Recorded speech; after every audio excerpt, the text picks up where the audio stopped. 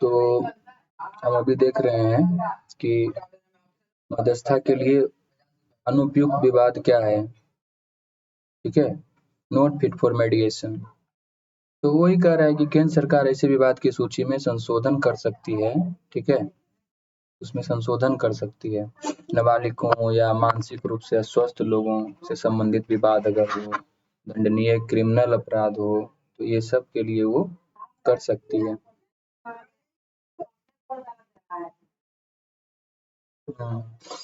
तो ये सबको कर सकती है इस तरह से। कह रहा है कि दंडनीय क्रिमिनल अपराध अगर है तो ये सब के लिए भी हो सकता है। तीसरे पक्ष के अधिकारों को प्रभावित करने वाले विवाद आदि। ठीक। प्रादेशिक क्षेत्राधिकार, टेरिटोरियल जुरिसडिक्शन, जब तक संबंधित पक्ष किसी अन्य तरीके या ऑनलाइन ऑफलाइन इस मोड से मध्यस्थता के लिए सहमत न हो, तब तक मध्यस्थता संबंधित क्षेत्राधिकार वाले न्यायालय या सक्षम क्षेत्राधिकार वाले अधिकरण के तहत रहेगी। मध्यस्थता किए जाने की समय सीमा तो 120 दिनों के भीतर पूरा कर लिया जाना चाहिए। इसके अलावा इसकी समय सीमा दोनों पक्ष जो है वो मिलकर के निर्धारित करेंगे। दोनों पक्षों की सहमति से 60 दिनों तक बढ़ाया जा सकता है और एक पक्ष 2 सत्रों के बाद मध्यस्थता से हट सकता है। न्यायालय से संबंधित मध्यस्थता सुप्रीम कोर्ट या हाई कोर्ट द्वारा बनाए गए नियमों के अनुसार ही की जानी चाहिए। भारतीय मध्यस्थता परिषद की स्थापना, establishment of mediation council of India. ये आपका चेयरपर्सन एक होगा इसमें, और इसमें एक चेयरपर्सन होगा, 2 फुल टाइम मेंबर होगा with experience of in mediation ADR में, एक पार्ट टाइम मेंबर होगा including law secretary and expenditure secretary, ठीक है, और 3 एक्स ऑफिशियो मेंबर्स होगा। डिफाइंस मीडिएशन सर्विस प्रोवाइडर, कह रहा है कि ये इसको तो हम लोग देखें और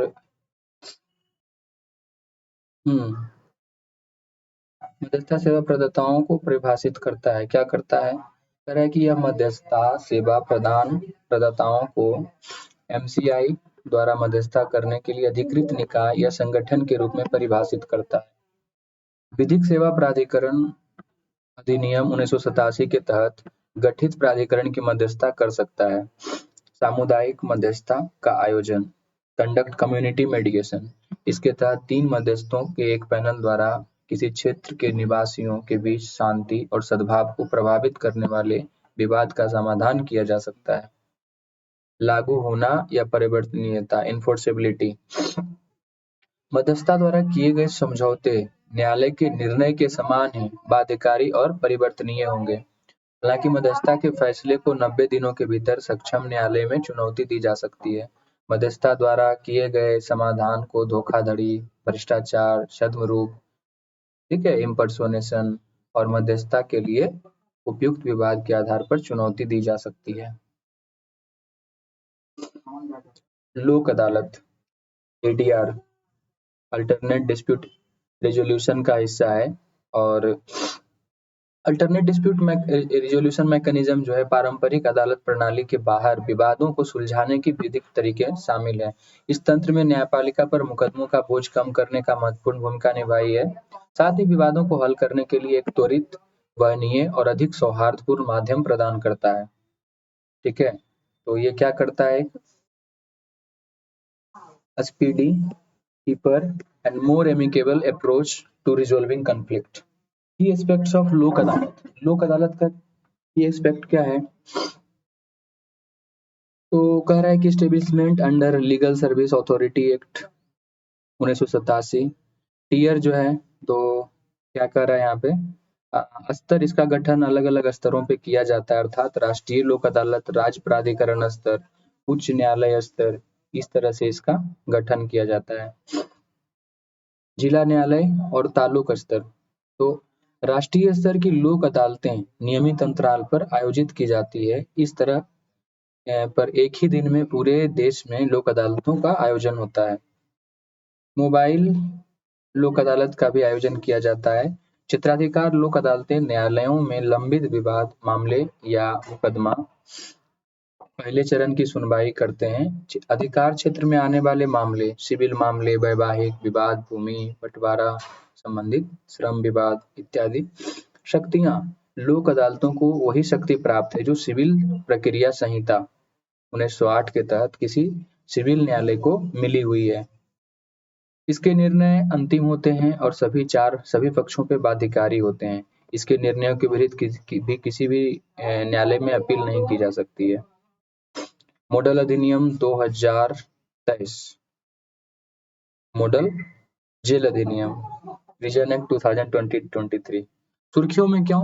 तो केंद्र सरकार जो है विस्तृत मॉडल जेल अधिनियम लाई है। यह आजादी के पहले से लागू कानून जेल अधिनियम 1894 का स्थान लेगा। मॉडल अधिनियम 2023 के अंतर्गत कौन कौन से उपबंध शामिल है?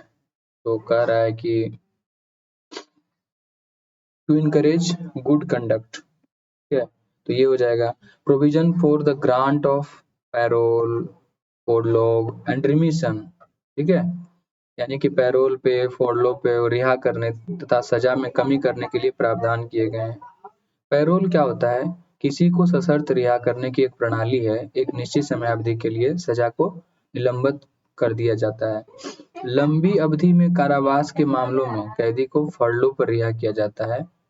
किसी कैदी को दी गई फरलो की अवधि को उसकी सजा में कमी के रूप में माना जाता है, ठीक है। जमानत का आशय है बेल, किसी आपराधिक मामले में अभियुक्त की अस्थायी रिहाई से है। जमानत उस अवधि के लिए दी जाती है जब मामला कोर्ट में लंबित हो अथवा निर्णय को ऊपरी अदालत में चुनौती दी गई हो। इसके लिए एक निश्चित धनराशि न्यायालय में जमा करनी होती है। सुधार और पुनर्निवास करना, ठीक है, तो इसमें क्या होगा?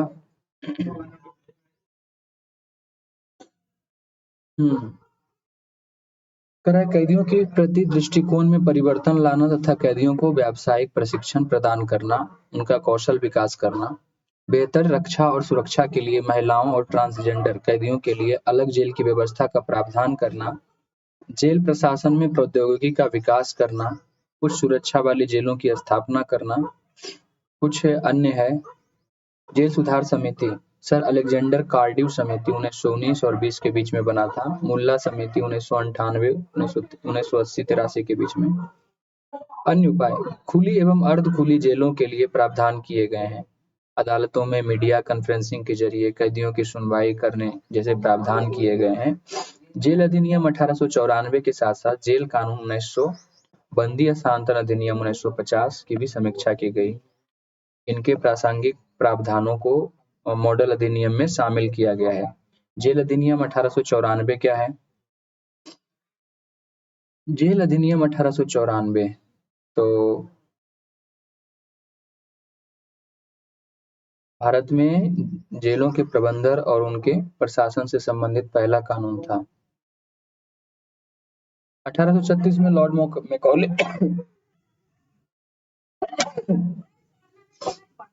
द्वारा जेल अनुशासन समिति का गठन किया गया।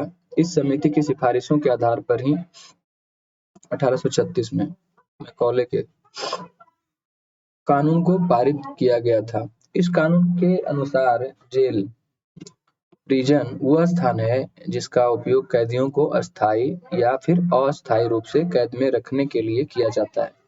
इस परिभाषा में पुलिस कस्टडी यानी पुलिस थाने और सहायक जेलों को शामिल नहीं किया गया है। इसमें कैदियों के लिए रोजगार, उनके स्वास्थ्य और उनसे मिलने आने हेतु लोगों से जुड़े प्रावधान किए गए हैं।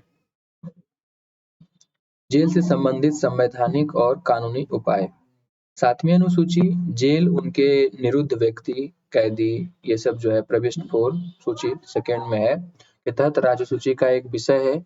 जेल व कैदियों का प्रशासन और प्रबंधन संबंधित राज्य सरकारों की जिम्मेदारी है।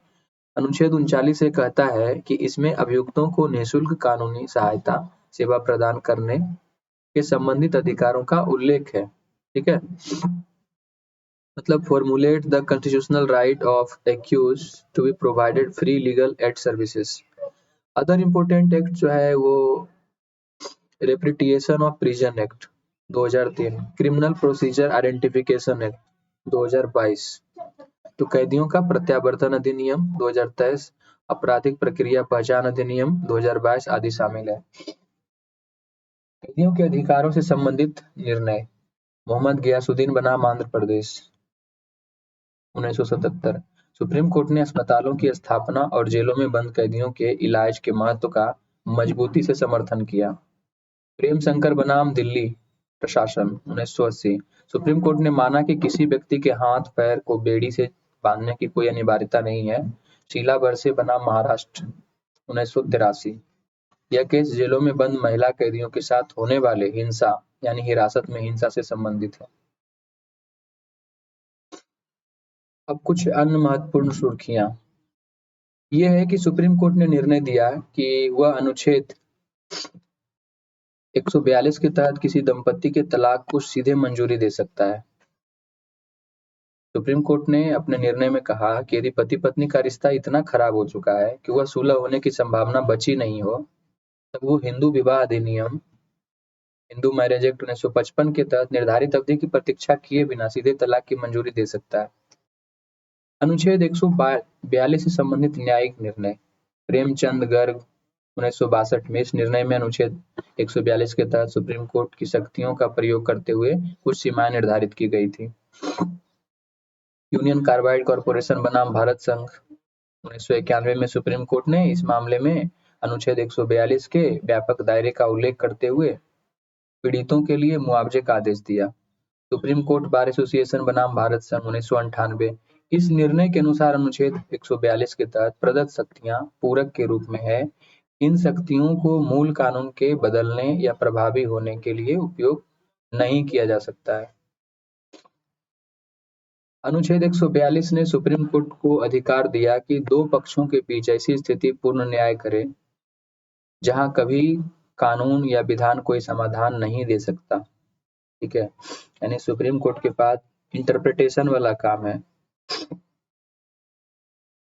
यही है ना।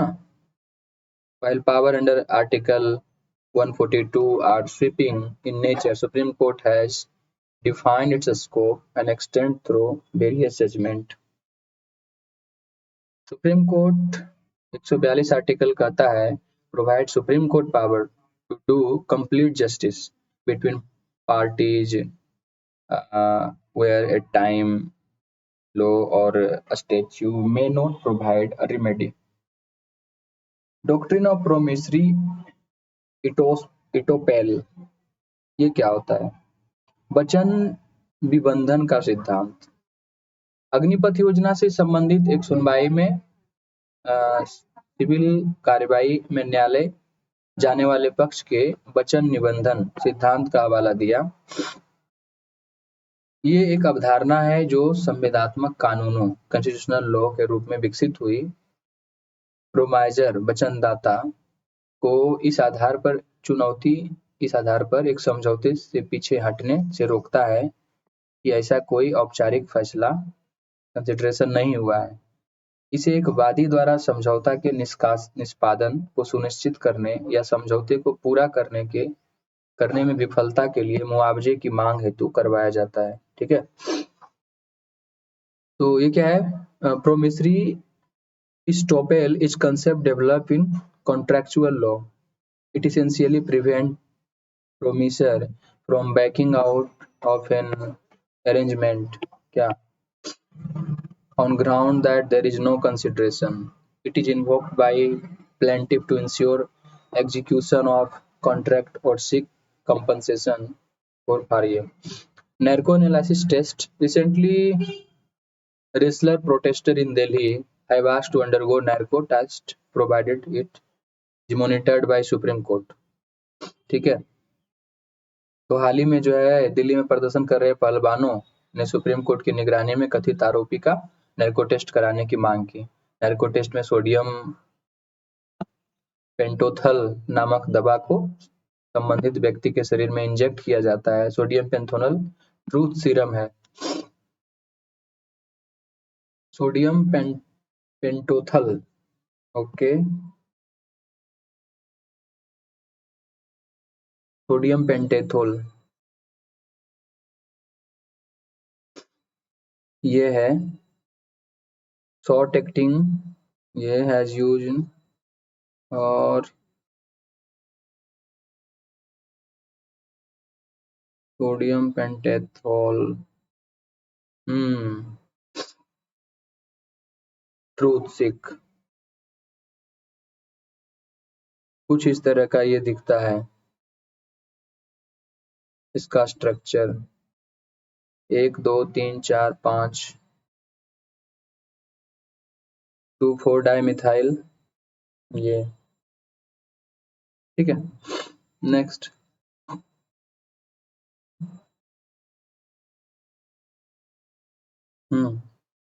तो सेल्वी और अन्य बनाम कर्नाटक राज्य जो केस है 2010 में, सुप्रीम कोर्ट ने यह निर्णय दिया कि किसी भी व्यक्ति को नार्को एनालिसिस या ब्रेन मैपिंग या पॉलीग्राफ टेस्ट उसकी सहमति के बिना नहीं किया जा सकता।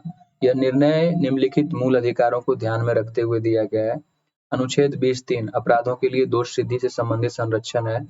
अनुच्छेद 21 प्राण और दैहिक स्वतंत्रता का अधिकार है। हालांकि नैर्को एनालिसिस रिपोर्ट को न्यायालय में प्राथमिक साक्ष्य के रूप में स्वीकार नहीं किया जाता।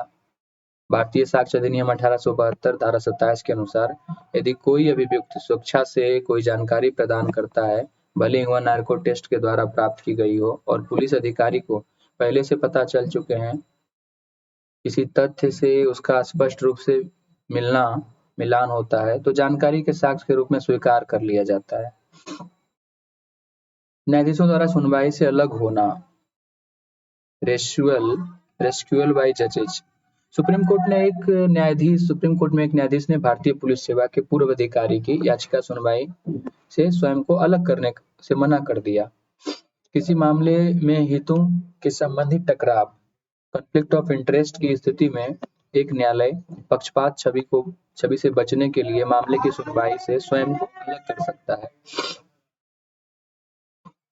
अर्थात वह उस मामले पर सुनवाई करने से बच सकता है अथवा स्वयं को उस मामले से अलग कर सकता है। भारत में न्यायाधीश द्वारा स्वयं को सुनवाई से अलग करने से संबंधित कोई संहितावाद नियम नहीं है। मामले में अलग होने का फैसला पूरी तरह से न्यायाधीश के विवेक पे निर्भर करता है। यदि कोई न्यायाधीश किसी मामले से स्वयं को अलग कर लेता है, तो उस मामले को किसी अन्य पीठ को आवंटित करने के लिए मुख्य न्यायाधीश के समक्ष सूचीबद्ध किया जाएगा। अब इसका दो तरीका है कि कैसे अलग होंगे। तो स्वतः, जहां न्यायाधीश स्वयं मामले की सुनवाई से बाहर हो सकता है। जब कोई पक्षकार किसी मामले में न्यायाधीश के पक्षपाती होने या व्यक्तिगत हित को महत्व देने की संभावना जताते हुए सुनवाई करता है, तो ऐसा हो सकता है। ठीक है। सुप्रीम कोर्ट की एडवोकेट ऑन रिकॉर्ड प्रणाली, एओआर, भारतीय विधिक प्रणाली में वकील अधिवक्ता की अलग श्रेणी होती है। सुप्रीम कोर्ट ने पंजीकृत होते हैं, ठीक है, कौन? एओआर, एडवोकेट ऑन रिकॉर्ड जो होता है, ये सुप्रीम कोर्ट में पंजीकृत होते हैं और उन्हें ही वादी का प्रतिनिधित्व करने के लिए सुप्रीम कोर्ट द्वारा अधिकृत किए जाते हैं। मतलब क्या होगा? मतलब यही होगा कि एडवोकेट ऑन रिकॉर्ड जो है, the advocate act present client in that court, authorise होते हैं सुप्रीम कोर्ट के द्वारा। Advocate act provide two kinds of advocate, senior advocate and advocates. However, Supreme Court in exercise of rule-making power under Article 145 made provision for AOR system. Supreme Court Rule 2013 prescribe eligibility criteria for an AOR. Only AOR is entitled to file any matter or document before Supreme Court. Senior advocate is not entitled to appear without AOR in Supreme Court. तो ये चीजें हैं। Fast track special court scheme, union cabinet approve किया है constitution of fast track special court, ठीक है, scheme until March 31 2026। Launch हुआ है 2019 में, सेंट्रली स्पॉन्सर्ड स्कीम है, implemented by department of justice, ministry of law and justice के अंदर में आता है। सेंट्रल शेयर, ठीक है, to be founded from Nirbhaya fund, aim at enhancing the safety and security of women. FTSC जो है डिजाइंड एज क्या, dedicated court were established for hearing, rape and protection of children from sexual offense. Cases. Enactment of Criminal Law Amendment Act 2018, which included stringent punishment including death penalty for rape offenders, led to creation of FTSC। FTSC are linked to क्या? National judicial data grid, तो इससे जुड़ा हुआ है। नारी अदालत is a part of क्या? संबल सब स्कीम अंडर मिशन शक्ति। ठीक है, तो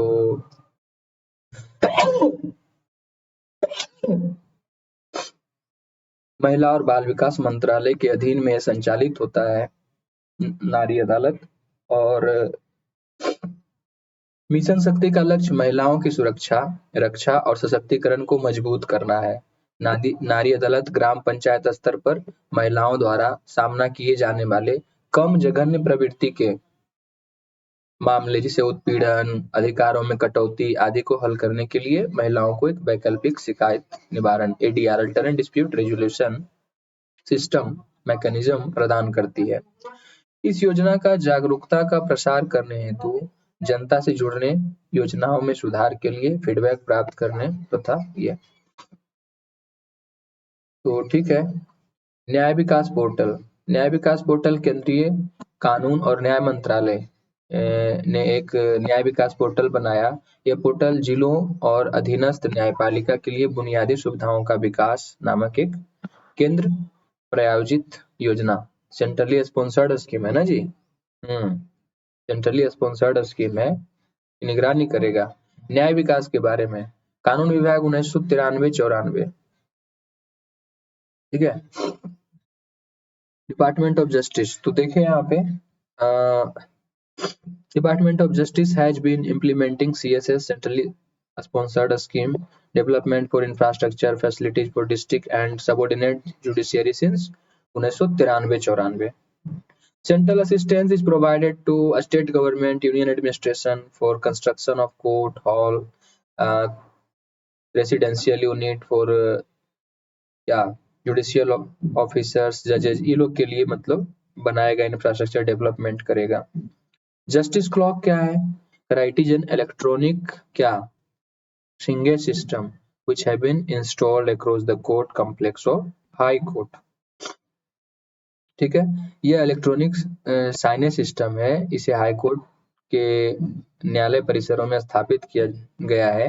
यह पहल अधिकार हितधारकों को न्यायालय से संबंधित प्रमुख मापदंडों के बारे में जानकारी प्रदान करेगी। इसके अलावा यह न्यायालय से संबंधित डेटा के बारे में पर्याप्त सूचना प्रदान करके लोगों को जागरूक करने का भी कार्य करेगी। न्यायपालिका में प्रौद्योगिकी। सुप्रीम कोर्ट ने निचली अदालतों के रिकॉर्ड्स के डिजिटलीकरण को सुनिश्चित करने के लिए सभी हाई कोर्ट को निर्देश जारी किए हैं। इस संबंध में शुरू की गई अन्य महत्वपूर्ण पहल ई कोर्ट मिशन। यह न्यायपालिका के डिजिटलीकरण के लिए एक मिशन मोड परियोजना है। अदालत, पुलिस, जेल प्रशासन जैसे हित धारकों के बीच डेटा और सूचना निर्बाध हस्तांतरण को सक्षम बनाने के लिए इंटरऑपरेबल क्रिमिनल जस्टिस सिस्टम शुरुआत की गई। सुप्रीम कोर्ट ने fast and secure transmission of electronic record faster launch किया। यह एक सॉफ्टवेयर है, इलेक्ट्रॉनिक मोड के माध्यम से सुरक्षित रूप से न्यायालय के आदेशों को तेजी से प्रसारित करना है। तो फास्टर का काम क्या है? जो भी होगा उसका आदेश न्यायालय का, उसको तेजी से प्रसारित करना। सुप्रीम कोर्ट विधिक अनुवाद सॉफ्टवेयर सुभाष। ठीक है, सुभाष का फुल फॉर्म ये इशू हुआ है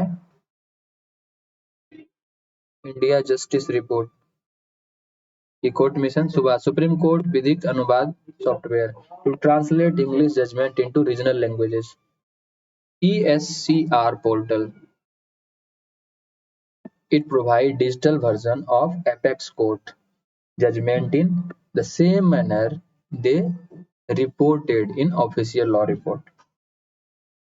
India Justice Report, third edition of Justice Report was released by Tata Trust in collaboration with representative of several civil societies organizations including Center for Social Justice, Daksh, Vidhi Center for Legal Policy। ठीक है, NGO Daksh belongs to which state?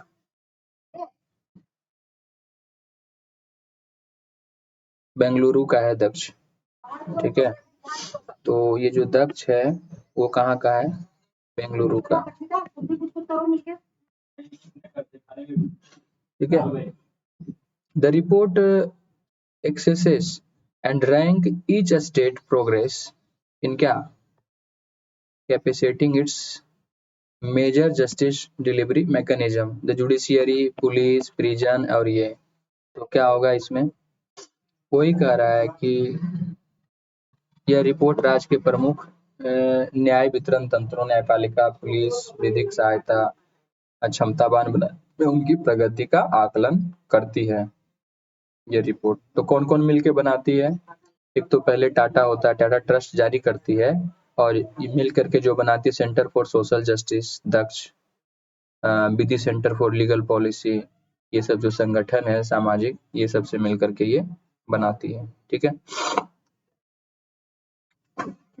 तो ये देखें, अब next हम देखने वाले हैं चुनाव। चुनाव आ रहा है, चुनावी बिगुल बज गया, तो it's time to go for क्या, चुनाव। Chief election commissioner and other election commissioner act 2023 news में क्यों, तो प्रेसिडेंट की भी जैसे प्रेसिडेंट ने अपना जो है एसेंट दे दिया है, सहमति, commissioner and other chief election commissioner appoint condition for services and term of office bill 2023। की provision of act appointment chief election commissioner and other commissioner other election commission shall be appointed by president on recommendation of selection committee।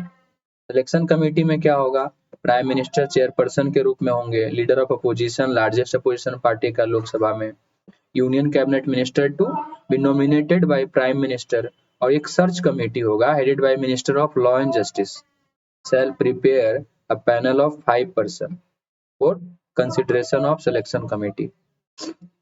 मतलब एक search committee बैठेगा, ठीक है, इसमें 5 लोग होंगे, और वो लोग जो है मिल करके सिलेक्शन कमेटी को सर्च करेंगे, इसको हेड जो करने वाले हैं ministry of law and justice, ठीक है।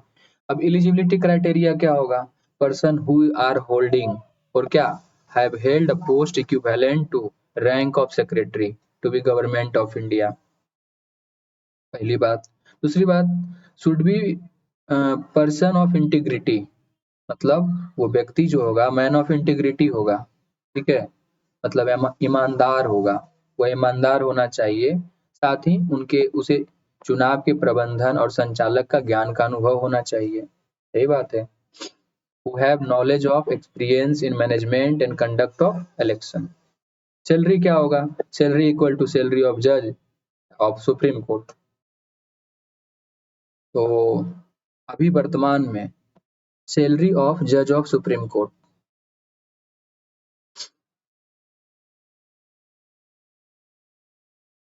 तो भी देख रहे हैं 2.5 लाख रुपया है।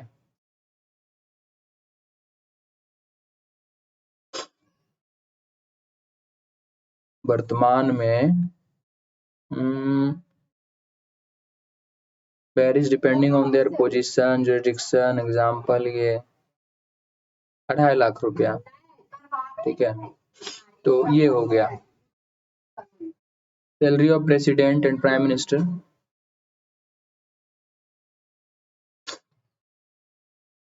तो प्रेसिडेंट जो है 5 लाख रुपया पर मंथ, ठीक है। As of March the president of India earn 5 lakh रुपया, $6300 जो है पर मंथ, और 6 लाख रुपया, इकाई दाई सैकड़ा हजार 10,000 लाख 10 लाख 60 लाख रुपया जो है उनको एनुअली मिलेगा। प्राइम मिनिस्टर अर्न कितना, 2.5 लाख रुपया पर मंथ, ठीक है। और आगे अगर हम बढ़िया से देखें तो ठीक है, वाइस प्रेसिडेंट का जरा सा हम इसको देखना चाहेंगे। यहाँ पे क्या है ना, प्रेसिडेंट का भी 5 लाख रुपया, अदर अलाउंसेस मिलेगा वो अलग बात है, और वाइस प्रेसिडेंट का 4 लाख रुपया, ठीक है, 2023 में 4,20,000 रुपया। प्राइम मिनिस्टर का 2,50,60 होते रहता है, 2023 में 2,60 मिला है, और अदर अलाउंसेस तो मिलेगा ही। गवर्नर का 3,50 होता है, चीफ जस्टिस ऑफ इंडिया का 280 और सुप्रीम कोर्ट के जज का वैरी करता है उनमें, लेकिन 2.5 लाख रुपया हो ही जाता है। अटॉर्नी जनरल को भी 2.5 लाख रुपया मिलता है। और उस रैंक में आते हैं आपका, अगर चीफ जस्टिस का बात देख ही लिए तो जजेस of supreme court, chief election commissioner, controller and auditor general of India, chairperson of union public service commission, सबको 2.5 लाख रुपया मिलता है।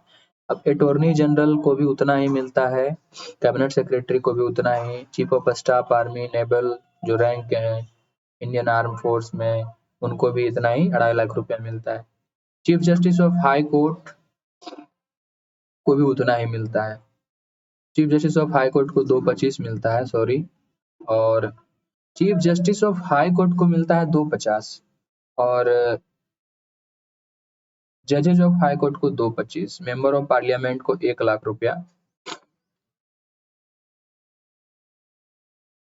सेक्रेटरी टू यूनियन गवर्नमेंट है, vice chief secretary, army staff, ये सब, lieutenant governor, Indian arm force, solicitor general, secretary general of supreme court, secretary general of Lok Sabha, इनको 2,25,000 रुपया। Chief secretary of state government, इनको भी उतना है। Additional secretary of union government और registrar general, registrar of supreme court, इनको 1,82,000 रुपया। Minimum पे टू 2,24,000 जा सकते हैं, क्योंकि joint secretary of union government, major general, equivalent rank in Indian arm force, additional register of supreme Court, ये सब को जो है 1,44,000 रुपया से लेकर के 2,18,000 तक होता है। चीफ मिनिस्टर अलग अलग स्टेट का अलग अलग है।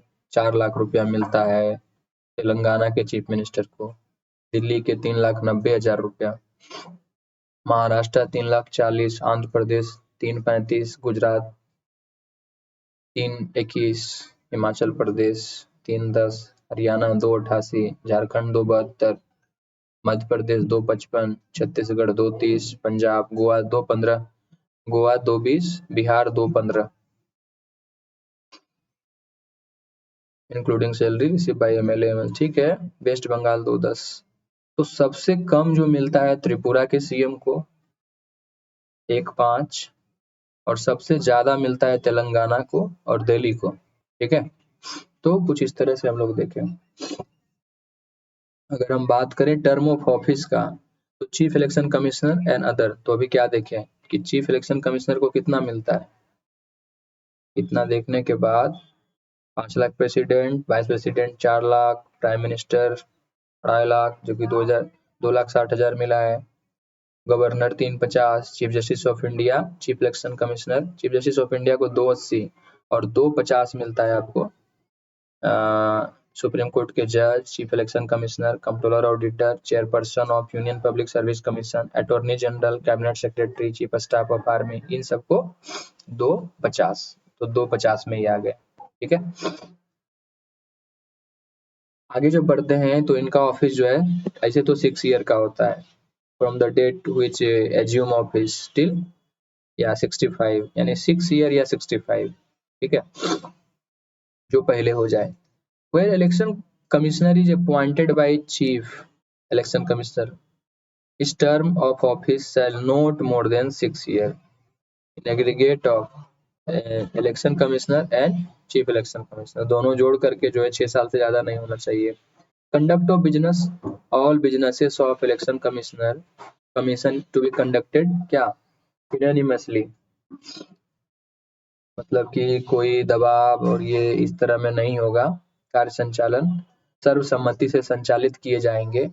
इसी मामले पर चीफ इलेक्शन कमिश्नर और अन्य इलेक्शन कमिश्नर के बीच मतभेद की स्थिति में बहुमत से होगा निर्णय। पद से हटाने की बात करें तो चीफ इलेक्शन कमिश्नर को हटाने की प्रक्रिया सुप्रीम कोर्ट के न्यायाधीश को हटाने की प्रक्रिया के ही समान होगी और चीफ इलेक्शन कमिश्नर की सिफारिश के बिना इलेक्शन कमिश्नर को पद से नहीं हटाया जा सकता। चीफ इलेक्शन कमिश्नर और कोई भी इलेक्शन कमिश्नर राष्ट्रपति को पत्र लिखकर किसी भी समय इस्तीफा दे सकते हैं। तो बात यही है।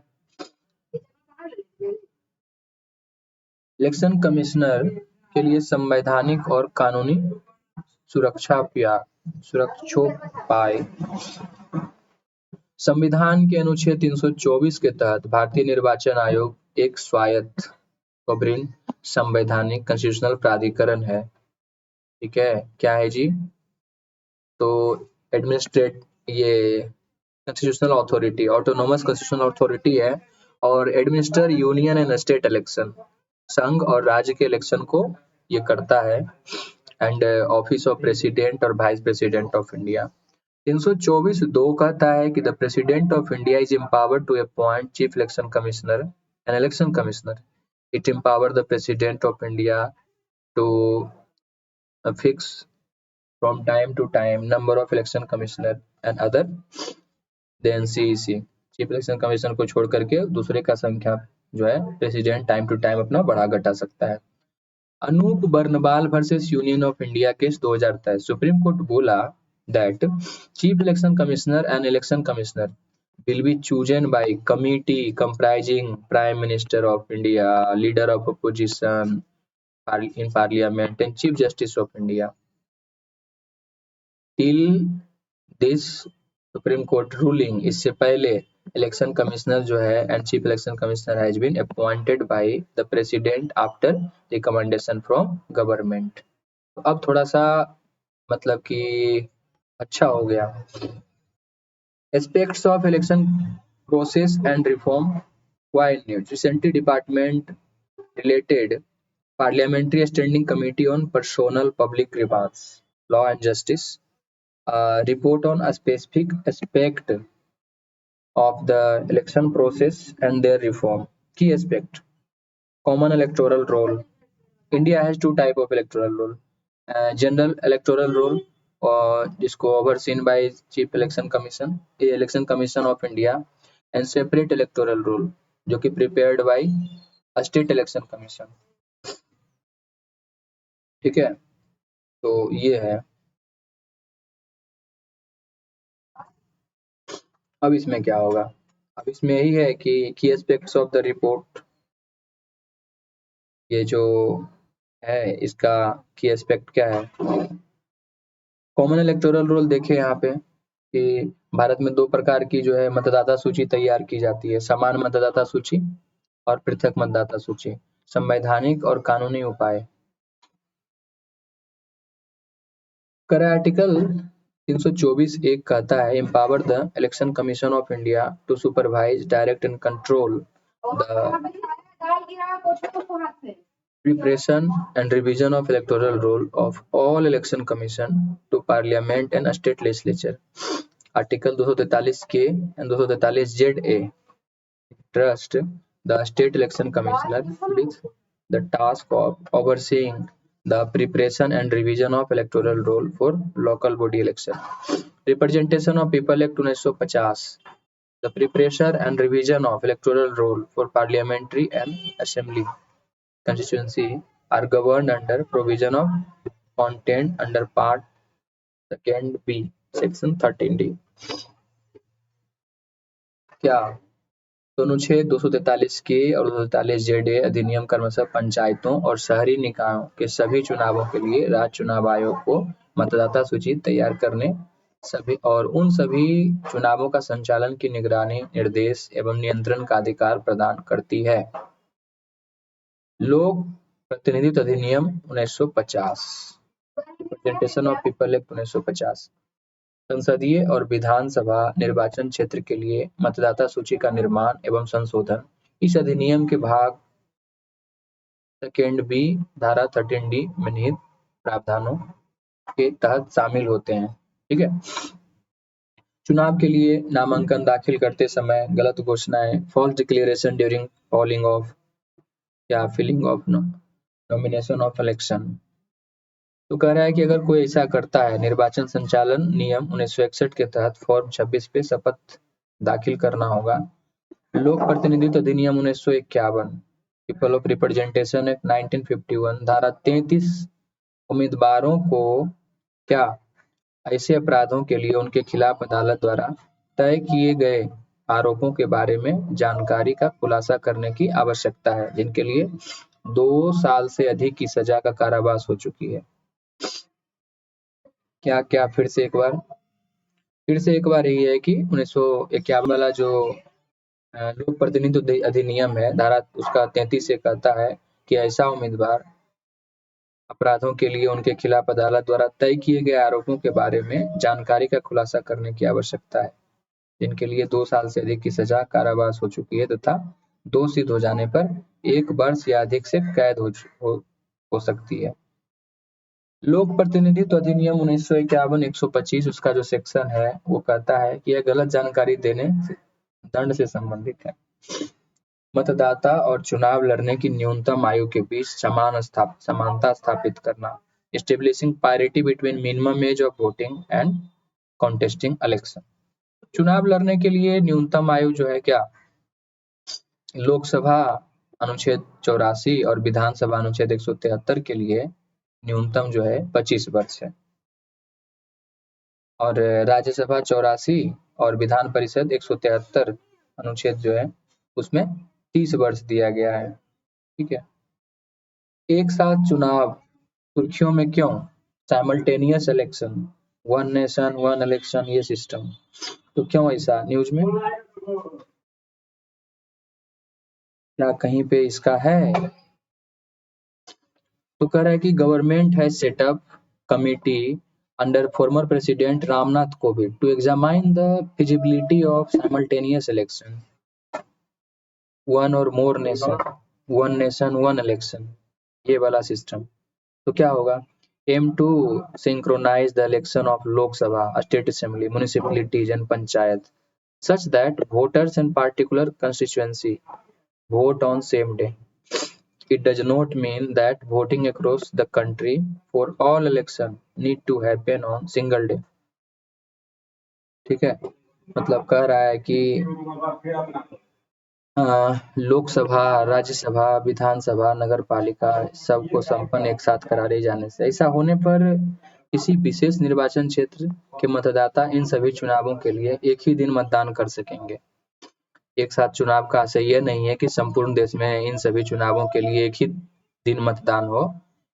इसे मौजूदा व्यवस्था के अनुसार अलग-अलग क्षेत्रों में चरण बाई चरण तरीके से कराया जा सकता है। एक ही दिन राज्य विधानसभा का और लोकसभा का दोनों के लिए मतदान करें। साथ ही चुनाव की व्यवस्था 1967 तक जारी थी, एक साथ चुनाव की व्यवस्था। हालांकि 1968, 1969 में कुछ विधानसभाओं और 1970 में लोकसभा के विघटन के बाद इस व्यवस्था का क्रम टूटता गया। इस प्रकार विधानसभाओं और लोकसभा के चुनाव अलग-अलग आयोजित किए जाने लगे। ठीक है।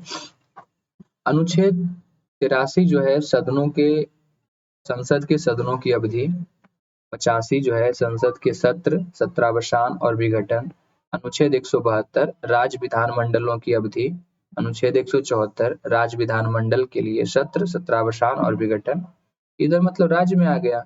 356 राज्यों में संवैधानिक मशीनरी की विफलता के मामले में प्रावधान।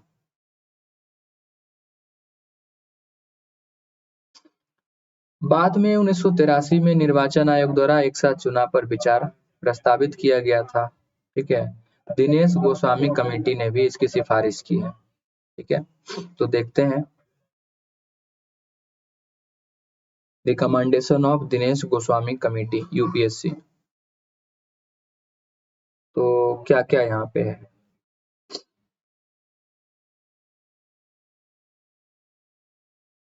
Recently, Supreme Court has agreed to hear क्या public interest litigation seeking the appointment of Chief Election Commissioner.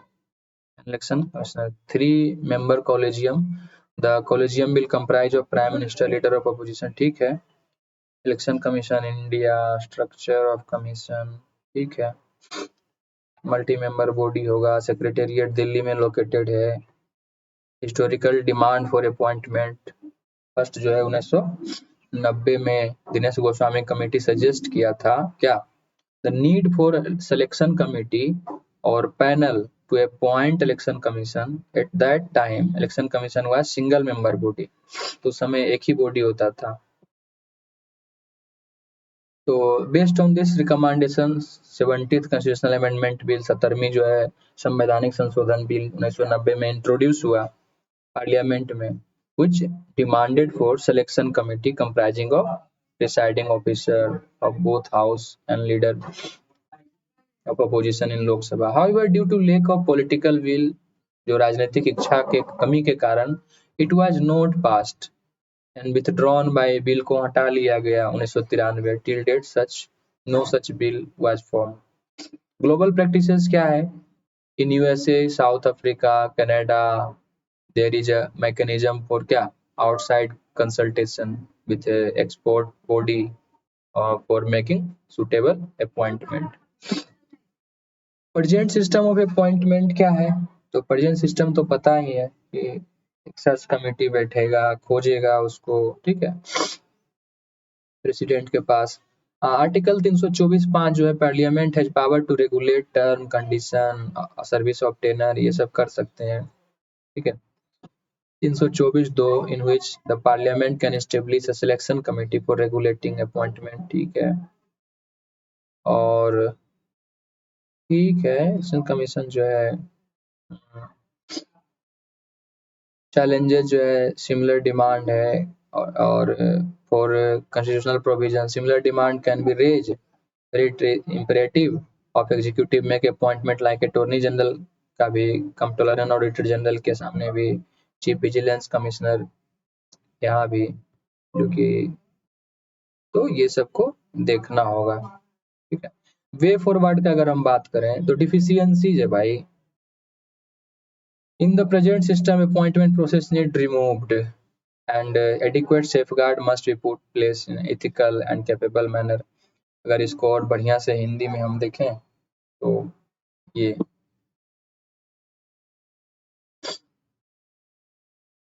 नियुक्त प्रक्रिया की वर्तमान व्यवस्था की कमियों को दूर करने की जरूरत है और ये सुनिश्चित करने के लिए पर्याप्त सुरक्षा उपाय किए जाने चाहिए. नैतिक और सक्षम लोग संबंधित पदों का नेतृत्व करें. स्वतंत्रता, सीईसी और इसी के लिए समान चुनाव और निष्कासन प्रक्रिया होनी चाहिए. उन्हें समान शक्तियों का प्रयोग करना चाहिए जब तक कि विशेष रूप से किसी कानून द्वारा निर्धारित न किया गया हो. भारत की संचित निधि पर व्यय किया जाना चाहिए, मतलब कंसोलिडेटेड फंड ऑफ इंडिया से उनको देना चाहिए. पारदर्शिता होना चाहिए. कॉलेजियम में किसी अन्य प्रणाली के माध्यम से नियुक्तियां, जैसे संवैधानिक बहस में चर्चा की गई है उस तरह से. सोवर्निटी देंगे हम, स्वायत्ता देंगे. विधि आयोग ने चुनाव सुधारों पर अपनी 155वीं रिपोर्ट 2015 में पेश की, नेशनल लॉ कमीशन जो है, और बोली कि इलेक्शन कमीशन को जो है अधिक स्वायत्ता सुनिश्चित करने का ये है. अब चुनाव आयोग का जो 255वीं रिपोर्ट है चुनाव सुधार पर विधि आयोग का, उसमें क्या क्या कहा गया है? कहा है कि भारत के चुनाव आयोग के कार्यालय को मजबूत बनाना. आयोग ने अपनी रिपोर्ट में अन्य बातों के साथ साथ सुझाव दिया कि इलेक्शन कमीशन को निम्नलिखित द्वारा मजबूत किया जाए. इसे हटाने के मामले में आयोग के सभी सदस्यों को समान संवैधानिक सुरक्षा देना. चुनाव आयुक्त और चीफ इलेक्शन कमीशन जो है नियुक्ति प्रक्रिया को सलाहकार बनाना, और ठीक है, तो ये सब कुछ चीजें जो है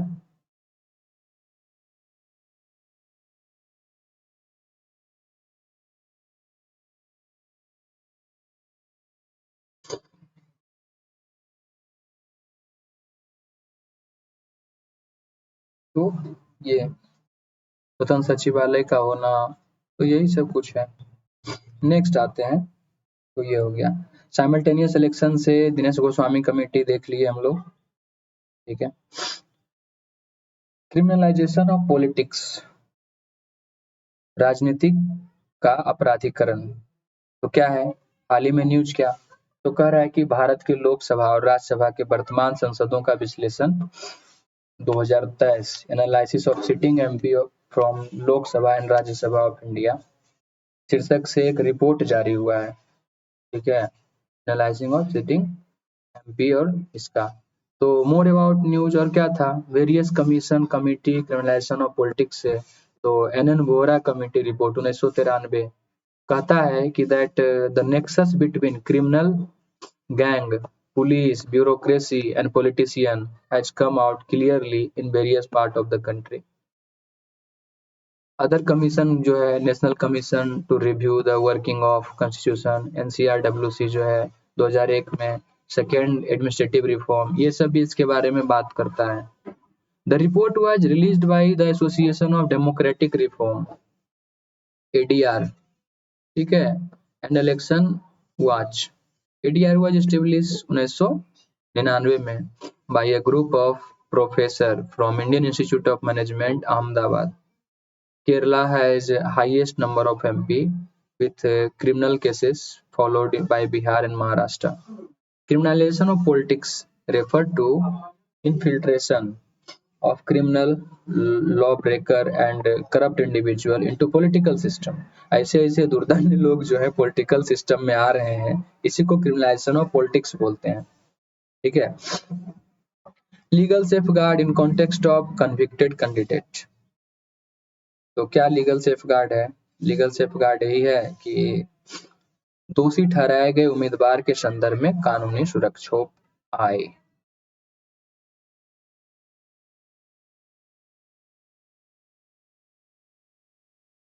तो क्या है, लोक प्रतिनिधि अधिनियम 1951 धारा 8(3) सेक्शन 8(3) जो है, इसके अनुसार कोई भी कानून निर्माता, कोई भी हो, विधायक हो, सांसद हो, जिसे कम से कम 2 वर्ष का कारावास का सजा हो गया है, दोषी ठहराया जा चुका है, दोषी ठहराए जाने से तिथि से सदन की सदस्यता के लिए अयोग्य माना जाएगा। साथ ही ऐसे व्यक्ति जिसकी सजा जो है पूरी होने की तिथि से 6 वर्ष तक चुनाव लड़ने से प्रतिबंधित कर दिया जाता है। इसी का सेक्शन 4, वो तो 3 था, धारा 8 सेक्शन 8(4), इसके तहत किसी मामले में दोषी ठहराए गए सांसद, विधायक को अपनी दोष सिद्धि के निर्णय के खिलाफ की गई अपील का निपटान होने तक, जब तक मान लीजिए अपील किया है, जब तक उसका सुनवाई नहीं हो जाए, फिनिश नहीं हो जाए, पद पर बने रहने की अनुमति मिली हुई थी। उन्हें उच्चतर न्यायपालिका ने 3 माह के भीतर अपील करने की अनुमति दी गई थी, तब तक वे अपने पद पर बने रह सकते थे। लिली थॉमस बनाम भारत संघ, बात जो है 2013। सुप्रीम कोर्ट ने लोक प्रतिनिधि अधिनियम 1951 की धारा 8(4) को असंवैधानिक घोषित कर दिया कि भाई उस पे जब हो रहा है, अभी वो अपील किया है, तो यानी निचला अदालत क्या किया, उसको सजा दिया है, तो अभी वो नहीं लड़ेगा जब तक क्लियर नहीं होगा। भारत संघ बनाम एसोसिएशन फॉर डेमोक्रेटिक रिफॉर्म, 2002।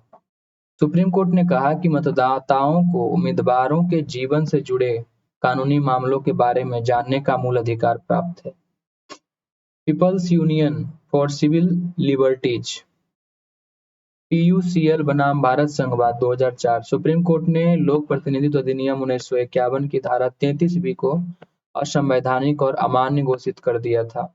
यह धारा उम्मीदवारों को केवल अधिनियम के तहत ही जानकारी प्रदान करने की अनुमति देती थी।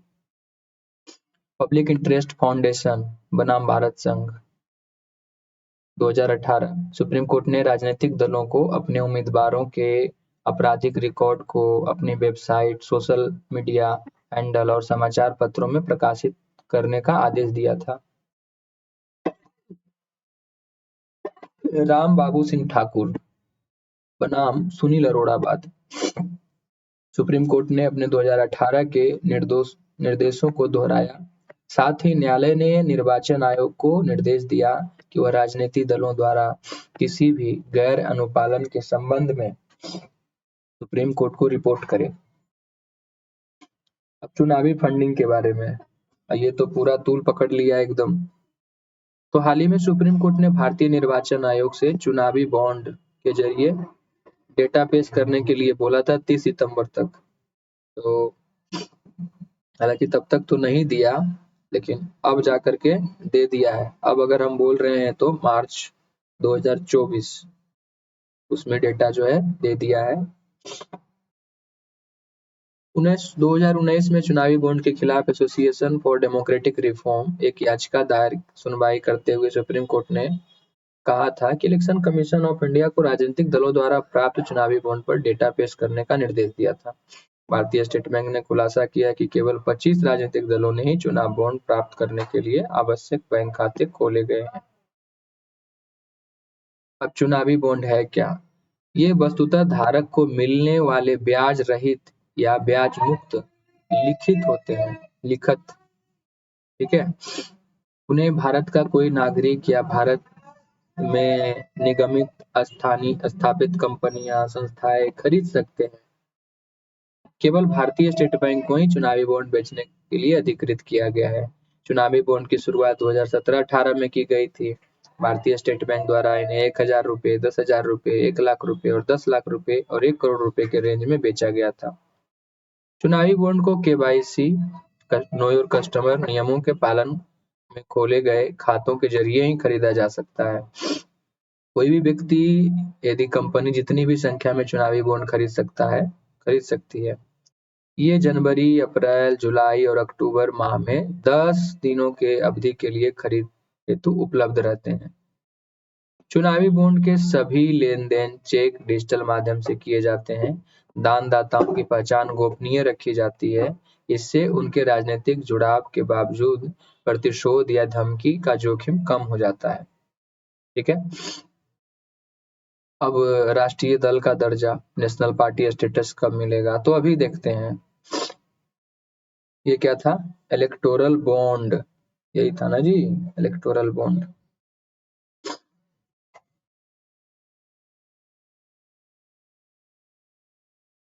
Electoral bond recent news UPSC.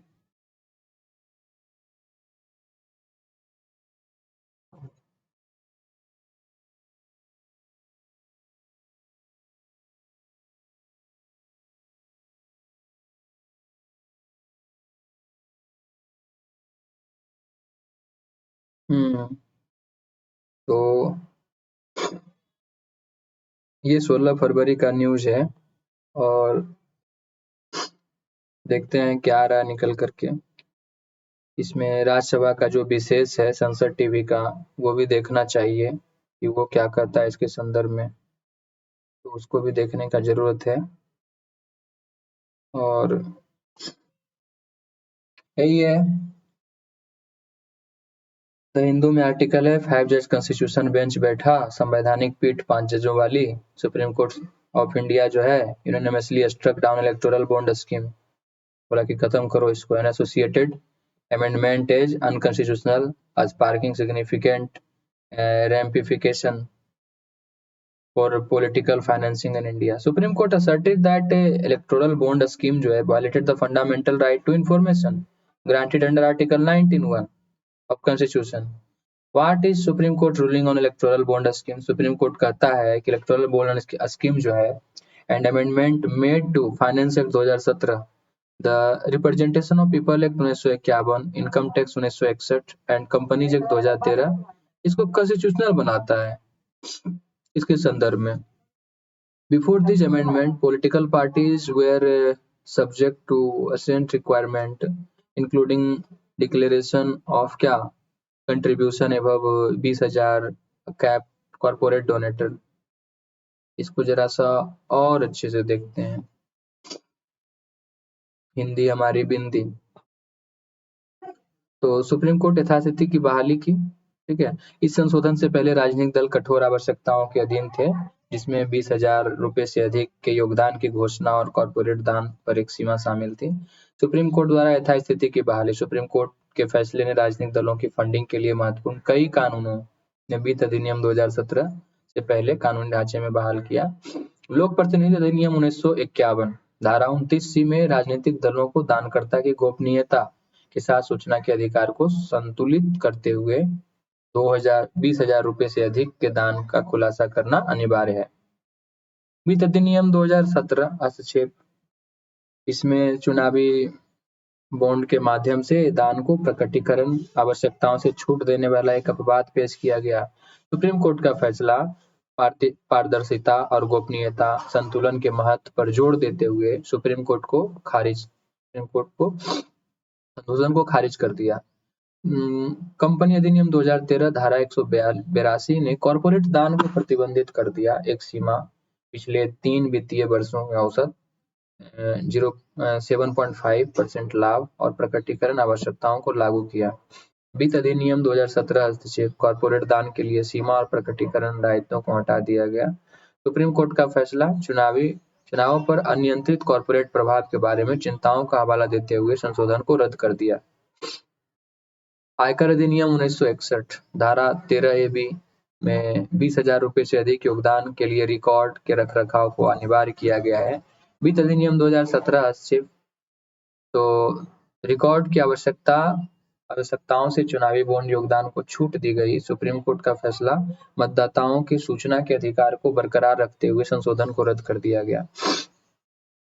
अनुपातिकता परीक्षण सुप्रीम कोर्ट ने यह जांच के लिए अनुपातिकता परीक्षण लागू किया है। क्या योजना ने मतदाताओं के सूचना के अधिकार और चुनावी प्रक्रिया पारदर्शिता का उल्लंघन किया है। अनुपातिकता परीक्षण राज्य कार्रवाई और व्यक्तिगत मौलिक अधिकारों के बीच संतुलन का मूल्यांकन करने के लिए ठीक है। अनुपातिकता next back to pavilion.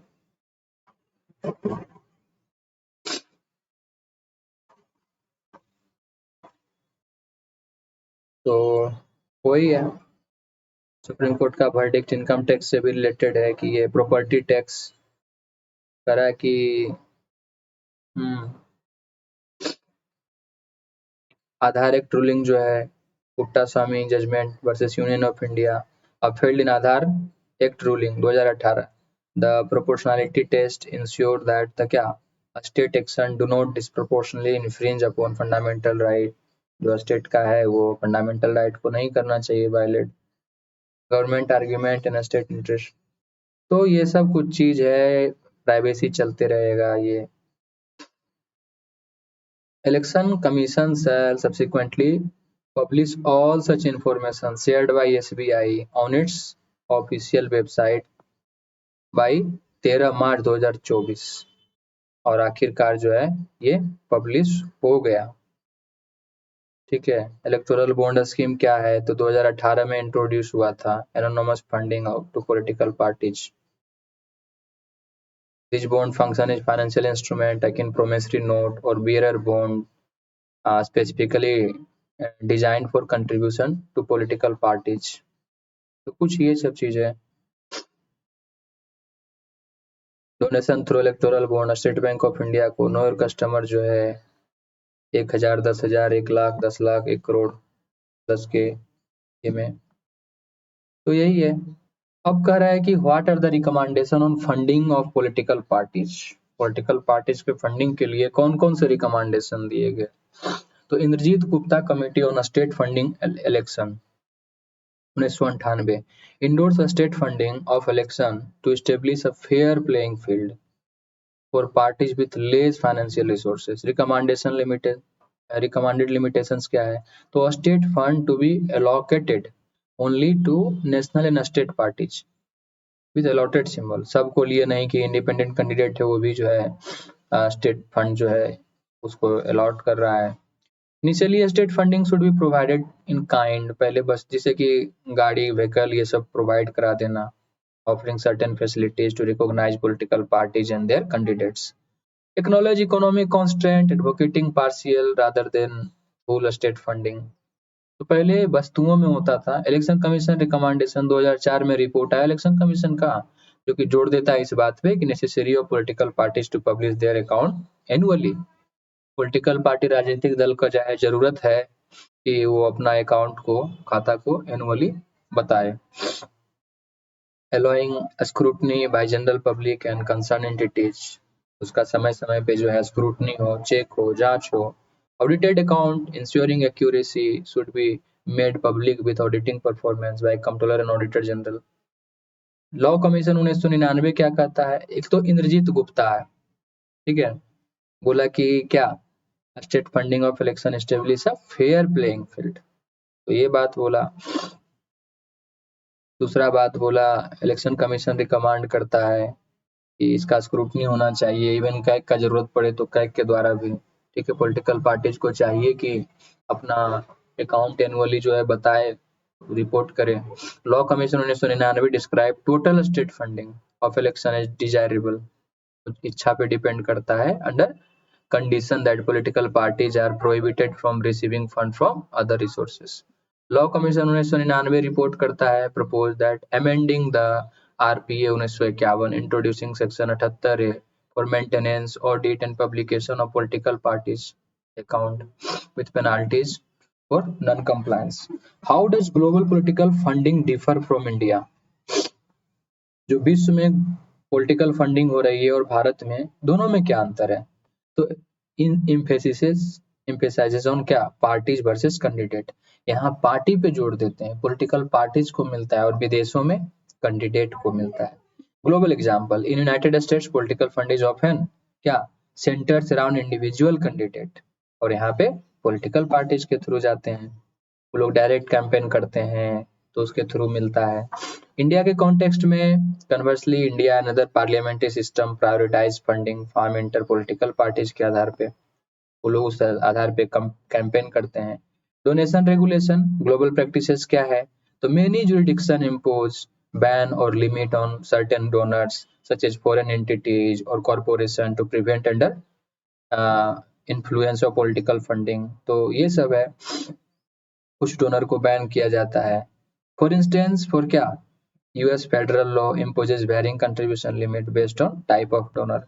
Conversely, countries like UK do not set contribution limit but instead opted for expenditure limit as method of regulation.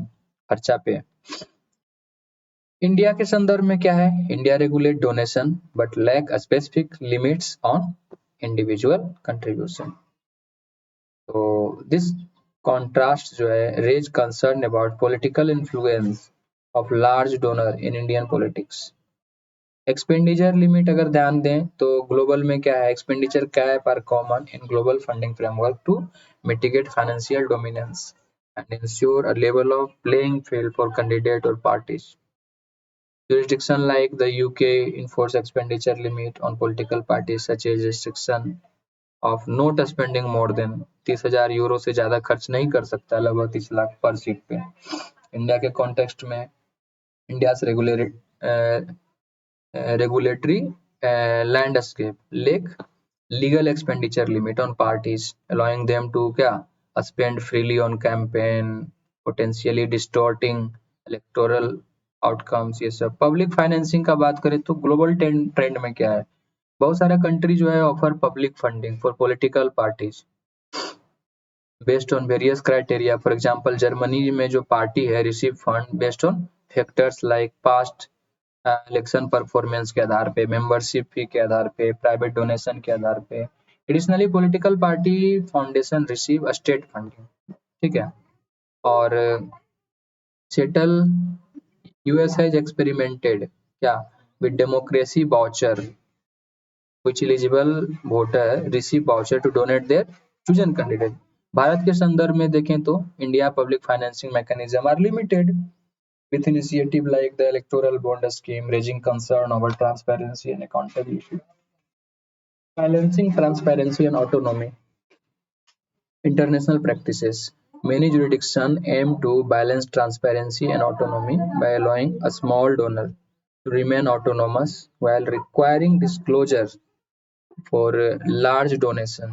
For instance, in UK parties must report donation exceeding, अगर 7500 pound से ऊपर है तो party को बताना होगा एक calendar year में। जर्मनी में 10,000 यूरो है। The rationale behind the approach is that a small donor are less likely to wield significant influence and are more vulnerable victimization, while large donors are more prone to engage in quid pro arrangement. जो बड़ा है, ज्यादा donation दे रहा है तो सरकार आएगी तो उसका दबदबा रहेगा। भारतीय संदर्भ में in contrast India lake donation limit, कोई लिमिट नहीं है। Individual and legal expenditure cap on parties allowing unrestricted spending campaign. तो अब कह रहा है कि चिलियन एक्सपेरिमेंट, चील में क्या किया गया? चिले में तो कह रहा है Chilean experiment aim to achieve anonymity in party funding to prevent quid pro arrangement. Under this system, donor could transfer money to electoral services, which would then forward it to party without revealing the donor identity. However, coordination between donor and parties undermined system effectiveness as received a scandal 2014-15। 2021 में question भी पूछा है, right to privacy is protected under which article? तो article 21। Right to privacy is protected as intrinsic part of right to life and personal liberty. Which of the following Constitution of India correctly and appropriately imply the above statement? तो article 21 back to back question है, mains में भी 2018-17 दोनों में। Right to information act is not about citizen empowerment alone but essentially redefines the concept of accountability. अगर हम इसको हिंदी करें ऐसे तो क्लियर है, हिंदी क्या करेंगे, लेकिन सूचना का अधिकार अधिनियम केवल नागरिकों के सशक्तिकरण के बारे में नहीं बल्कि अनिवार्य रूप से जवाबदेही की अवधारणाओं को फिर से परिभाषित करता है। निजता के अधिकार पर सुप्रीम कोर्ट के नवीनतम फैसले के आलोक में मौलिक अधिकार के दायरे की जांच करें। तो ये था इलेक्टोरल बॉन्ड, ठीक है, कि कैसे आएगा नहीं आएगा, आएगा। अदर कुछ न्यूज जो है, national party status we will see letter.